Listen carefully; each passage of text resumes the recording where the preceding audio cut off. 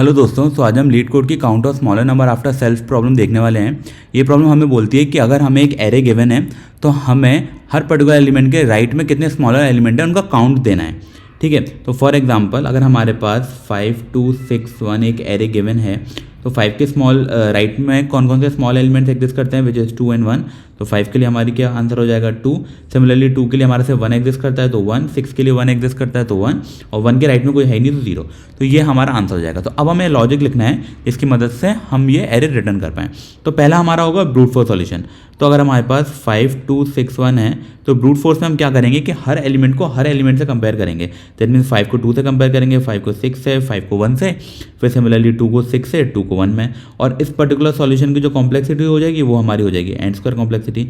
तो अगर हम इसको देखें तो ये क्या हो जाएगा बेसिकली कि हमारे पास फॉर है, हम उसे i = 0 से i less than length of num तक चलाएंगे।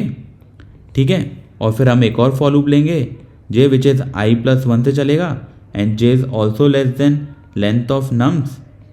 ठीक है, अब हम क्या करेंगे, एक इफ कंडीशन लगाएंगे that if nums of i अगर ग्रेटर देन है नम्स ऑफ j से, तो इस केस में answer of index of i को हम +1 से इंक्रीज कर देंगे।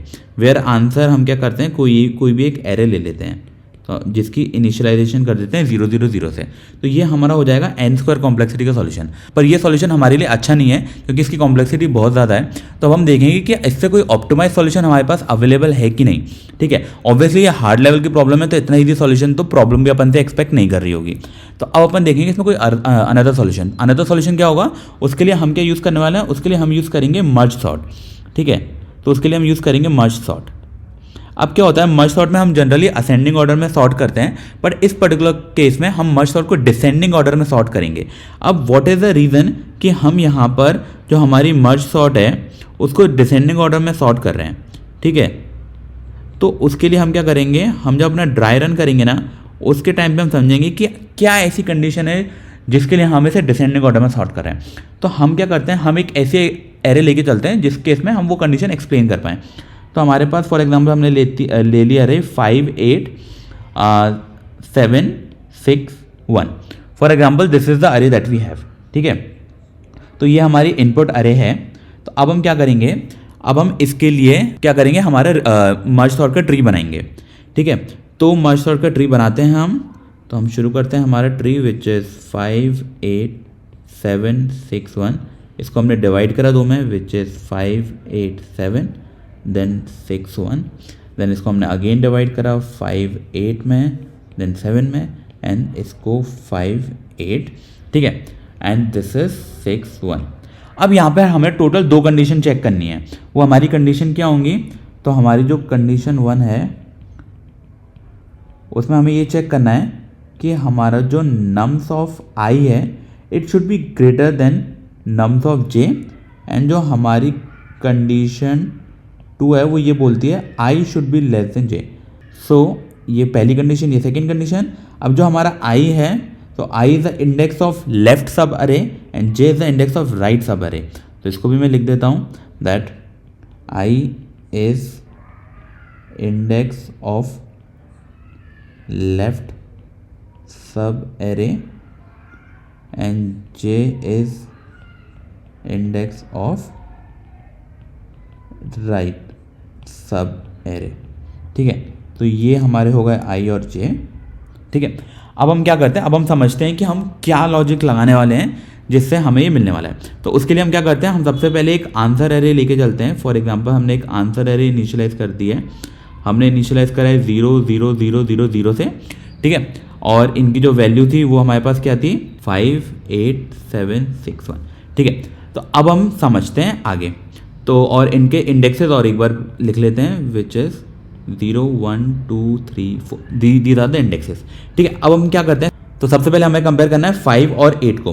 तो इस 5 greater than 8 condition holds false. That means इस केस में कुछ भी नहीं होगा, हम इसे डायरेक्ट कंबाइन कर देंगे। तो जब हमने इसे कंबाइन करा दैट विल बी 8 5। ठीक है, अब हम देखेंगे 6 1 के लिए। तो अगर हमने देखा 6 1 के लिए is 6 greater than 1 condition holds true is index of 6 is less than index of 1। तो index of 6 is 3, index of 1 is 4. Yes, so index of 6 is also less than index of 4. That means ये हमारी condition holds true करता है true ये particular case. तो इस case में हम क्या करेंगे, इंडेक्स ऑफ 6 में 1 से इंक्रीमेंट कर देंगे। तो इंडेक्स ऑफ 6 को हमने बढ़ा दिया, इंडेक्स ऑफ 6 पे जो वैल्यू थी उसको 1 से इंक्रीमेंट कर देंगे। तो हमने इस वैल्यू को इंक्रीमेंट कर दिया 1 से, और इसको हमने कंबाइन कर दिया 6,1। Why 6,1? Because we are combining in descending order. ठीक है, अब हम देखते हैं इस पर्टिकुलर केस को, वेयर 8 5 को हम 7 से कंपेयर करेंगे। Is 8 greater than 7? Condition holds true. Is index of 8 is less than 7? तो let me check, index of 8 is less than 7, condition holds true. That means हम 8 के इंडेक्स पे एक वैल्यू बढ़ा देंगे। तो 8 के इंडेक्स पे जो वैल्यू है एरे की, आंसर एरे की, उसकी हमने एक वैल्यू बढ़ा दी। अब हम देखेंगे 5 के लिए, is 5 greater than 7? Condition holds false. That means इस केस में हम कुछ भी नहीं करेंगे, इन दोनों एरे को कंबाइन कर देंगे। That means it should be 8 7 and 5। ठीक है, अब हमारे पास जो नेक्स्ट एरे होगी दैट इज 8 7 5 एंड 6 1। अब यहाँ पे हम समझेंगे कि हमने descending order, why descending order, हम असेंडिंग ऑर्डर में क्यों नहीं कर रहे हैं। ठीक है, तो अब हम ये समझेंगे वाई। तो सबसे पहले अगर हम देखें, तो अगर मैं ये देखूं कि 6 और 8 में, इज 8 ग्रेटर देन 6?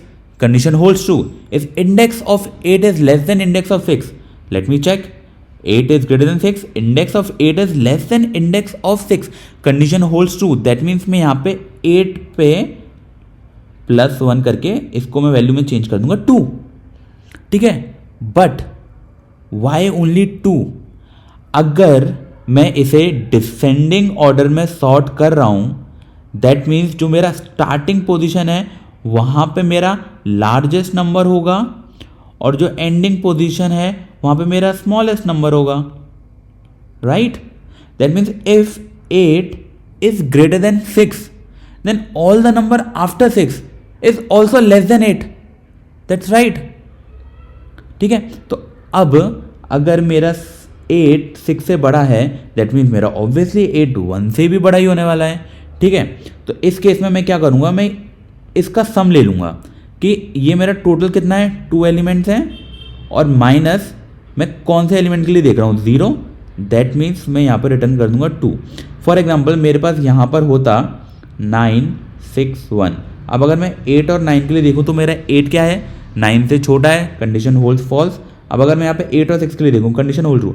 अब लेंथ ऑफ दिस कितनी होगी मेरी, 3, माइनस मैं 6 के लिए चेक कर रहा हूँ तो 1, तो क्या रिटर्न किया 2, एंड 2 नंबर छोटे हैं 8 से, कंडीशन होल्ड्स ट्रू। तो दिस इज द रीजन कि हम डिसेंडिंग ऑर्डर में लेके चल रहे हैं, डिसेंडिंग ऑर्डर। अदरवाइज अगर हम असेंडिंग में लेके चलते तो ये होता 1 6, 8 1 से बड़ा है, कंडीशन होल्ड्स ट्रू, देन 8 को अगेन 6 से कंपेयर करना पड़ता। ठीक है, अगेन 6 से। तो उस कंडीशन को बचाने के लिए हमने उल्टा करा कि अगर 8 अगर 6 से भी बड़ा है तो ऑब्वियसली 8 1 से बड़ा होगा ही होगा, और इसलिए हमारे डिसेंडिंग ऑर्डर में हमारे एक लूप कम हो गया। तो हमने सिर्फ 8 को कंपेयर करा 6 से। अब हमें जरूरत ही नहीं है 8 को 1 से कंपेयर करने की, क्योंकि अगर 8 6 से बड़ा है तो 8 1 से बड़ा होगा ही होगा। और वो निकालने के लिए क्या है, length of this minus length of current index जिस पे हम प्रोसेस कर रहे हैं। फॉर एग्जाम्पल हमारे पास 10 9 6 1 होता, तो length of this is 4, index 2 पे प्रोसेस कर रहे हैं, -2, तो भी 2 जाता। बेसिकली आपने समझा लॉजिक कि हमारा डिसेंडिंग ऑर्डर क्यों हो रहा है। अब हम क्या करते हैं, इसको भी समझ लेते हैं। तो इंस्टेड ऑफ हम यहाँ पर इसको 2 करें, हम यहाँ पे सीधे सीधे प्लस कर देंगे +2, तो ये हमारा हो जाएगा 3। तो हमारे 8 के लिए हो गया आंसर 3। ठीक है, अब हम चेक करेंगे 7 के लिए। तो 7 के लिए भी हमारा सेम ही केस है कि if 7 is greater than 6, that means obviously 7 greater than 1 हो गई। अब इंडेक्स ऑफ 7 चेक करते हैं, index of 7 is less then 6, condition holds true. That means अब 7 अगर 6 से बड़ा है तो ऑब्वियसली 1 से बड़ा होगा ही होगा। तो 7 के केस में भी हम क्या करेंगे, हम उसे 2 से इंक्रीमेंट कर देंगे। तो 7 को भी +2 से इंक्रीमेंट करा तो उसकी वैल्यू हो गई 2। ठीक है, तो 7 की वैल्यू हो गई 2। ठीक है, अब हम देखेंगे 5 के लिए केस। तो इफ क्या 5 ग्रेटर देन 6 है, condition hold false. That mean इस केस में वो कंडीशन अप्लाई नहीं होगी। अब 5 1, तो 5 is greater then 1, 5 is greater then 1, definitely 5 के इंडेक्स इज लेस देन 1, 5 के index is less then 1। That means 5 के केस में हम क्या करेंगे, हम उसे 1 से इंक्रीज कर देंगे। तो हमने 5 को क्या किया, 1 से इंक्रीज कर दिया। तो हमारा फाइनल आंसर आया दैट इज 1 3 2 1 0। क्या this is the expected answer? Let us check. So 5 के राइट में कौन कौन से छोटे हैं? तो 5 के राइट में सिर्फ 1 छोटा है, 5 के लिए एक्सपेक्टेड है 1। क्या हमने 5 के लिए एक्सपेक्टेड 1 लिखा है? That's right. 8 के राइट में कौन से छोटे हैं? तो 7 6 1, 8 के लिए 3 लिखा है, दैट्स ट्रू। 7 के राइट में 2 हैं, 2, 6 के राइट में 1 है, ट्रू, और 1 के राइट में कोई नहीं। तो this is exactly what the answer we are expecting. तो हमने इन दो कंडीशन को लेके और मर्ज सॉर्ट को लेके ये करा। अब इस पर्टिकुलर सॉल्यूशन की कॉम्प्लेक्सिटी क्या होगी, इसकी होगी n log n, क्योंकि हम यहाँ पे क्या कर रहे हैं, प्रॉपर मर्ज सॉर्ट कर रहे हैं। बस यहाँ पे सॉर्टिंग हम डिसेंडिंग में कर रहे हैं इंस्टेड ऑफ असेंडिंग, और एक कंडीशन लगा ली जिससे हम अपने सॉल्यूशन को और स्मॉल कर रहे हैं। ठीक है, तो ये हमारा सॉल्यूशन हो गया। यहाँ पे एक और सॉल्यूशन है जो हम समझ सकते हैं, लेकिन उसको हम कोड नहीं करेंगे, ठीक है, पर हम समझ लेते हैं। तो वो सॉल्यूशन क्या होगा कि फॉर एग्जांपल मेरे पास 5 8 7 6 1 जो मैंने ऊपर एरे ली थी, मैंने इस केस में भी वही एरे ले ली है। ठीक है, तो अब अपन क्या करेंगे, यहाँ पर मैं एक न्यू एरे बनाऊंगा जो हर पॉइंट पर सॉर्टेड रहने वाली है। ठीक है, तो मैंने क्या किया कि I make a new array, ठीक है, एरे जो कि ऑलवेज सॉर्टेड रहेगी, ऑलवेज सॉर्टेड। ठीक है, अब हम क्या करेंगे, हमने एक न्यू एरे बनाई, स्टार्टिंग में ये एम्प्टी है। ठीक है, अब हम क्या करेंगे, हम हर एक नंबर के लिए चेक करेंगे। अब सबसे पहले हम क्या करेंगे, हम इस पर्टिकुलर जो एरे है हम उसको क्या कर देंगे, रिवर्स ऑर्डर में रख देंगे, क्योंकि हम पीछे से चेक करने वाले हैं। That means 1 6 7 8 5। ठीक है, अब हमने उल्टा करा। ठीक है, अब हम क्या करेंगे, अब हम यहाँ से एक एक नंबर के लिए चेक करेंगे। तो सबसे पहले हम क्या चेक करेंगे, 1 के लिए चेक करेंगे कि 1 को हम ऐसा कौन सा इंडेक्स दें इस पर्टिकुलर एरे में कि ये सॉर्टेड रहे। तो इनिशियली अगर ये एम्प्टी है तो अगर हम 0 इंडेक्स भी देंगे तो वो सॉर्टेड ही माना जाएगा। एम्प्टी एरे में हम कोई सा भी एक नंबर फिल करेंगे तो वो ऑब्वियसली सॉर्टेड ही रहने वाला है। तो मैंने क्या किया, तो इस पर्टिकुलर एरे ने मुझे क्या किया, 0 इंडेक्स रिटर्न किया और मैंने यहाँ पे नंबर 1 फिल कर दिया। नाउ अगर मैं 6 के लिए देखूँ तो 6 के लिए इस एरे को मुझे कौन सा इंडेक्स रिटर्न करना चाहिए कि मैं उस पोजीशन पे 6 को रखूँ वो सॉर्टेड रहे। तो ऑब्वियसली मुझे 6 के लिए क्या मिलेगा, इंडेक्स 1। Y index 1? क्योंकि मैं यहाँ पर ये 0 इंडेक्स पे तो 1 पे ही जा सकता है। तो अब अगर मुझे इंडेक्स मिलेगा 1 तो मेरी जो नेक्स्ट एरे होगी वो होगी मेरी 1,6। अब मैं चेक करूँगा 7 के लिए, तो 7 के लिए मुझे कौन सा इंडेक्स मिलेगा। तो ऑब्वियसली मैं 0 नहीं दे सकता क्योंकि 7 1 से बड़ा है, ये भी नहीं दे सकता। तो मैं नेक्स्ट इंडेक्स क्या दे सकता हूँ, 2। तो 7 को मैंने क्या दिया, नेक्स्ट इंडेक्स दिया मैंने 2, और यहाँ पे मैंने फिल कर दिया 1 6 7। अब अगर मैं 8 के लिए देखूँ तो ऑब्वियसली 8 के लिए 0 1 2 मैं क्या दे सकता हूँ, 3 इंडेक्स। तो यहाँ पे मैंने 8 को दिया 3 इंडेक्स, तो मेरी नेक्स्ट एरे हो गई 1 6 7 8। अब जो मेरे पास आता है लास्ट नंबर 5, अब मैं 5 को क्या इंडेक्स दे सकता हूँ, तो 5 को ऑब्वियसली मैं 0 इंडेक्स नहीं दे सकता। क्यों नहीं दे सकता, बिकॉज 1 इज लेस देन 5। मतलब अगर मैं 0 इंडेक्स दूंगा तो बाकी एरे मेरी इधर शिफ्ट हो जाएगी ना। It should B 5 1 6 7 8 which is not a sorted array. That means नहीं। क्या मैं 5 को 1 इंडेक्स दे सकता हूँ, यस मैं 5 को 1 इंडेक्स दे सकता हूँ। तो अगर मैंने यहाँ पे दिया 5 को 1 इंडेक्स तो मेरे पास जो न्यू एरे आएगी, my new array will be 1। 5 का इंडेक्स हो चुका है मेरा 1, तो मेरा 6 का इंडेक्स शिफ्ट हो चुका है 2, 7 का हो चुका है 3 और 8 का हो चुका है 4।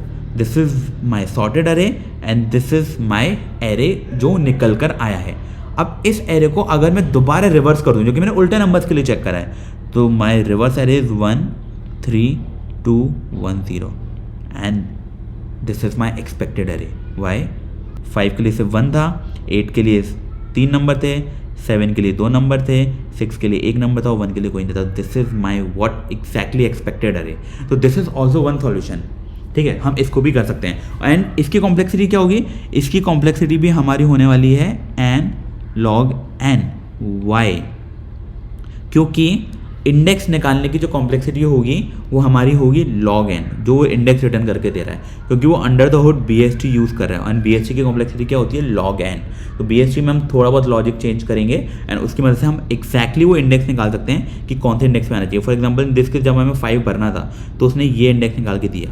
वाई, क्योंकि 5 is always less than all these 3 number and greater than all these number. तो this is the only index possible for the 5 to have the sorted array. तो ये भी एक पॉसिबल सॉल्यूशन था जिसमें हम BST को यूज़ कर रहे थे एंड इसकी कॉम्प्लेक्सिटी भी हमें आ रही थी n log n।